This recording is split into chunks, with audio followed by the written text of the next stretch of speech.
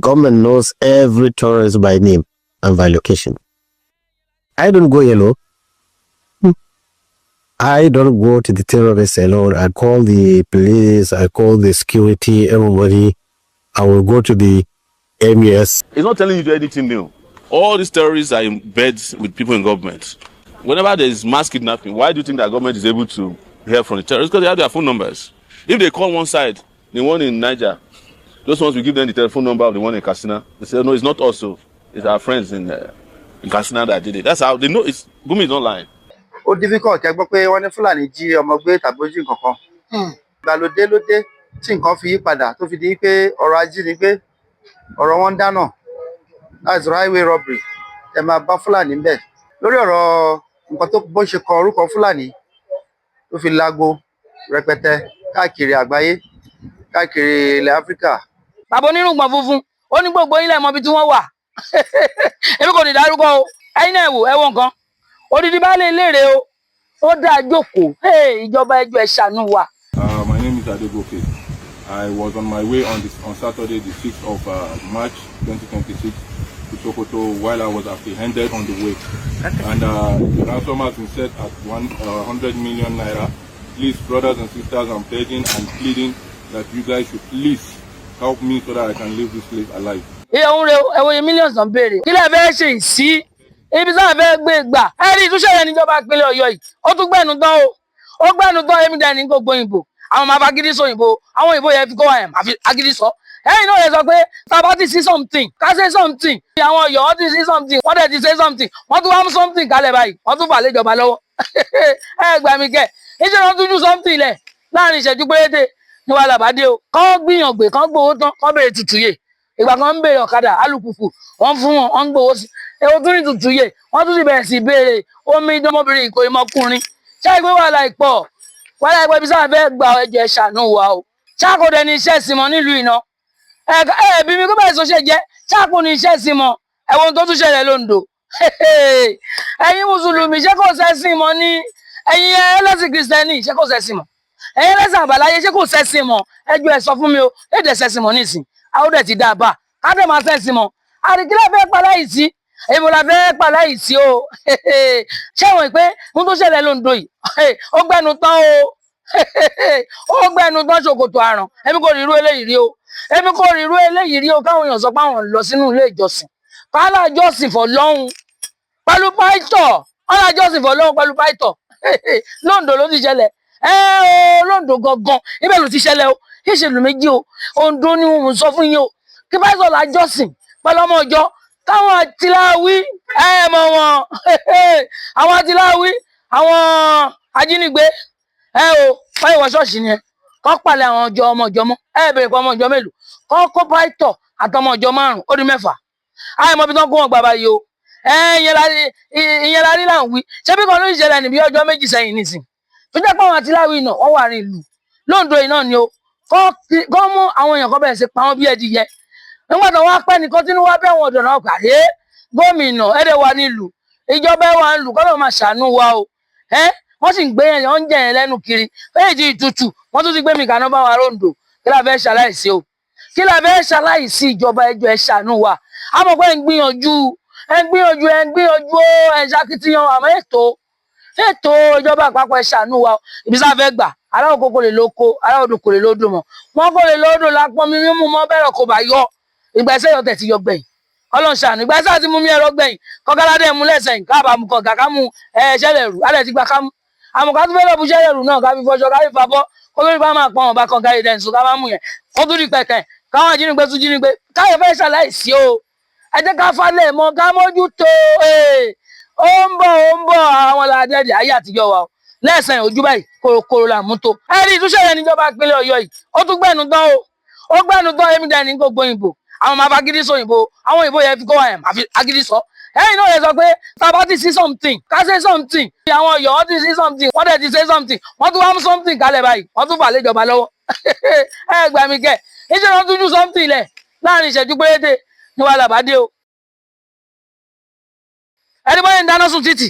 Tó ń dáná sun gbogbo ẹ̀, tó ń pariwo lọ́tùn pariwo sí. Táwọn èèyàn bínú lọ sí ọgbà police station. Ẹ̀yin ọlọ́pàá ẹ ń gbìyànjú o.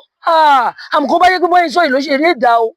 ẹ dá o ẹ bá nǹkan mú o àwọn èèyàn ń gbìyànjú pé bẹ́ẹ̀ ṣe ń gbìyànjú kẹ́ ń dáàbò bò wá tó ètò wọn wá kó àwọn jọ lẹ́gbẹ́lẹ́gbẹ́ lọ́gbàlọ́gbà pé ìwọ ṣọ́bí kémi náà ṣọ́bí ìwọ dàdúgbò ẹ mú kémi náà dàdúgbò mi mú àwọn ọmọ brazil kan wọn bá mú wá ìbéèrè mo sọ yẹn o pé sí something I give something ó ti yẹ iná wọn bá ọmọ brazil kọ́ mú wá báyìí wọn bá fà lẹ́yìn lọ pé gẹ́gẹ́ bí ẹ̀yin agbófinró ìyá kò ní gbófin jọlẹ̀ pásò ṣe jẹ́ kẹ́ẹ̀fì fílẹ̀ ẹ sọ fara yé o ilé kò dáa ṣé kọ́ má pa wá lọ láàrin ìlú ni ẹjọ́ ẹ ṣàánú àwárè ọ̀pọ̀lọpọ̀ nú àkọlẹ̀ṣẹ̀ àlàyémẹ́ǹtì ẹsẹ̀ wa yé dá mọ́ àwọn kan adé lókè ẹwà àlàyémẹ́ǹtì yé dá àmánèjì ẹwà ẹgbọ́n lè rí báyìí yé dá ibi tá a fẹ́ sáré gbà ẹ̀yin dẹ̀ lálábò lórí wa ẹjọ́ o ìjọba Ṣèyí Mákindé ẹ ṣàánú wa o nípínlẹ̀ Ọ̀yọ́ ìpínlẹ̀ Ọ̀yọ́ kò ní bàjẹ́ àwòkọ́ṣe nípínlẹ̀ Ọ̀yọ́ jẹ́ àríkọ́ṣe gidi nípínlẹ̀ Ọ̀yọ́ jẹ́ àgbàgbà tẹ́ ẹ débẹ̀ ìpínlẹ̀ Ọ̀yọ́ dá ó dùn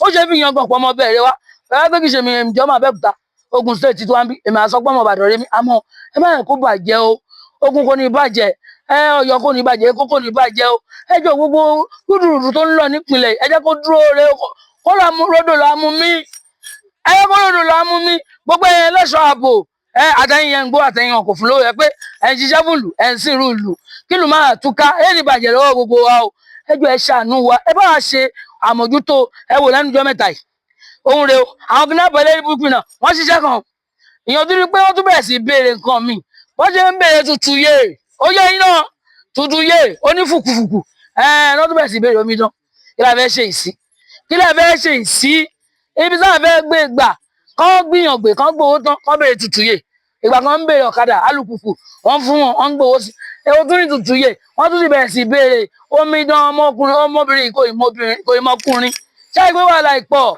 wàhálà ìpọ̀ ibi táwọn fẹ́ gbà ẹjọ́ ẹ ṣàánú wa o ẹ ràn wá lọ́wọ́ ìjọba yẹn ní sùn yín o apá kò ní pín gbogbo ẹ̀yin bàbá wa elétò ààbò pátápátá ẹ bá wa dìde mọ́rọ̀ yìí ẹ̀yin lẹ́ni Yorùbá ẹ dìde mọ́ o ẹ má yàgá jókòó sọ́fíìsì lásán o ẹ dìde mọ́rọ̀ yìí o ó ń bọ̀ o àwọn làdẹ́ẹ̀dẹ́ o kò tó nǹkan fìlàfà ó di pẹ́rẹ́ kí o ẹ̀yin náà wò ẹ wọ nǹkan odidi bá lè léèrè o ó dáa jókòó ìjọba ẹjọ́ ẹ ṣàánú wa. My name is Adegoke. I was on my way on Saturday, the 6th of March 2026 to Sokoto while I was apprehended on the way. And the ransom has been set at 100 million naira. Please, brothers and sisters, I'm begging and pleading that you guys should please help me so that I can leave this place alive. Wọ́n dá jókòó àwọn atiláwí ìyẹ̀wò ojú wọn lẹ́wọ̀n yìí o wọn kò bójú aya wọn kò jà mọ́ wọn kò bẹ̀rù ẹjọ́ tó lọ lọ́hùn bákan náà ṣàṣẹ ń ṣe kọ́ tó mọ̀ nọ́mbà kọ́ tó lè máa pè kọ́ tó track ẹni tó yẹ pé wọ́n fẹ́ gbé yìí àbíkẹ́ wọn fẹ́ ṣe sẹ́lẹ̀ yìí ẹ wo nǹkan iye ohun rẹ ẹ wo iye millions náà béèrè wọ́n tún jókòó ọkàn wọn balẹ̀ eléyìí ga o kí la fẹ́ ṣe ibo la fẹ́ gbà àdéhùn wílẹ̀ sẹ́yìn onírùngbọ̀n ti bí ó tún yé yín bàbá onírùngbọ̀n funfun ó ní gbogbo yín lẹ́mọ̀ bí tí wọ́n wà. Government knows every tourist by name and by location. I don't go yellow. I don't go to the terrorists alone. I call the police, I call the security, everybody. I will go to the MES. It's not telling you to do anything new. All these terrorists are in beds with people in government. Whenever there is mass kidnapping, why do you think that government is able to hear from the terrorists? Because they have their phone numbers. If they call one side, the one in Niger, those ones will give them the telephone number of the one in Katsina. They say, no, it's not us, it's our friends in Katsina that did it. That's how they know Gumi is not lying. So ilẹ̀ Ìgbò ní Nàìjíríà la kọ́kọ́ mọ̀ pé ọ̀rọ̀ ajínigbé kọ́kọ́ yọ àwọn tí wọ́n ń jí àwọn òyìnbó tí wọ́n ń ṣe tí wọ́n wa epo ní ilẹ̀ wọn lọ́hùn. So mo rò bí nǹkan tí a find out nípa wíwọlé kíkọ́ àbí kí Fúlàní kópa nínú ọ̀rọ̀ ajínigbé ni wípé àwọn tí wọ́n ń jí òyìnbó tó bá ti jí wọn lè gbé wọn lọ sígboro inú ìgbẹ́ náà ń gbé wọn lọ. So inú ìgbẹ́ tó ń dẹ̀ ń gbé wọn lọ yìí bẹ̀rẹ̀ àwọn Fúlàní ń gbé pẹ̀lú màálù wọn. Ẹ lè rí Fúlàní nínú ìgboro ìgbẹ́ ni Fúlàní ń gbé ọ̀pọ̀lọpọ̀ gbà. So nínú àjọṣe yìí pẹ̀lú àwọn tí wọ́n jọ wà pẹ̀lú wọn tí wọ́n rí wọn bóyá kán jí òyìnbó yẹn gbé wọ́n lè ní kí àwọn tí wọ́n mọwọ́ tí wọ́n mẹsẹ̀ tí wọ́n mọ venture ọ̀rọ̀ ajínigbé dé yìí kọ́ máa bá wọn ṣọ́ ẹni yẹn títí gbà tó máa fi gbówó wá wọ́n lè ti gbówó wá ẹ iye tó bá jẹ́ wọ́n lè fún wọn níwọ̀nba wọ́n fi tọ́ wọn wò lẹ́nu láì pé àtibẹ̀ ni a gbọ́ pé lákọ̀ọ́kọ́ pé àwọn Fúlàní kópa nínú ọ̀rọ̀ ajínigbé. ẹ ó ti yé iná bàbá onírùngbọ̀n funfun tó wà lókè lọ́hùn ó ní gbogbo yín náà mọ ibi tí wọ́n wà ẹgbẹ́jọ́ bóun lọ bẹ̀ṣẹ̀ bẹ́ẹ̀ tẹ̀lé òun lọ ẹ jọ ẹ̀yin bàbá wa ẹ gbìyànjú bàbá wa lókè wọ́n gbìyànjú olódòdẹ ẹ ní sun yín o agbáko ní kún yín o ọ̀gá wa ẹ yẹsẹ̀ ìjọba ọlọ́pàá ẹ ní sun yín agbáko ní kún ẹjọ́ ẹ ṣàánú wa ṣẹ́tẹ̀rì nínú àwa ẹ̀ jẹ́ pé àánú máa dára onú wa ibi sáfẹ́ gbà kọ́ bá gbé wa ibi sáfẹ́ gbà ẹ wo ṣẹ́ ẹ wo nǹkan bọ́dì lẹ̀ ń wo kò sẹ́ńjì hàn ẹ wo nǹkan bẹ́ẹ̀ tó yìí kọ́ bá gbé gbanu fún mi bẹ́ẹ̀ méjì lójú yín ẹ gbé máa kó ìtọ̀ Saudi ni ó sì yé lẹ́sẹ̀ ẹjọ́ ẹran wà lọ́wọ́ o ẹ̀yin ẹ̀dẹ̀ wà sí sálẹ̀ mílíọ̀nù ẹ máa ṣàṣùpara o mo bẹ̀ yín lẹ́ẹ̀kan sí ire o.